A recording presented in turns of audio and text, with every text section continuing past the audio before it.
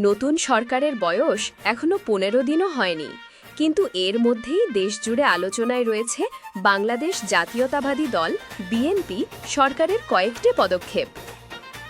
প্রথমত, প্রশাসনে গতি আনার লক্ষ্যে দ্রুত সমন্বয় বৈঠক শুরু হয়েছে। বিভিন্ন মন্ত্রণালয়কে স্বল্পমেয়াদী কর্মপরিকল্পনা জমা দিতে বলা হয়েছে।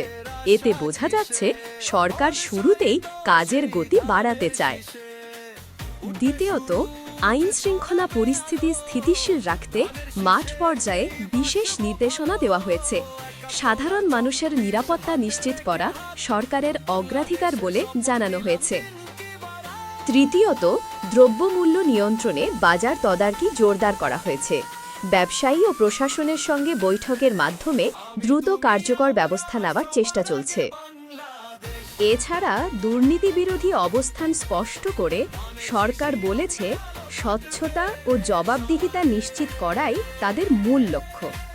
মাত্র ১৫ দিনে বড় পরিবর্তন আশা করা কঠিন, তবে শুরুটা কেমন হলো সেটাই এখন সবার নজরে। সামনে সময়ই বলে দেবে এই উদ্যোগগুলো কতটা বাস্তব ফল আনতে পারে। নতুন সরকারের বিষয়ে আপনার কি মতামত তা কমেন্টে লিখতে পারেন এবং 10-এ কত নম্বর দিবেন তা লিখতেও ভুলবেন না কিন্তু।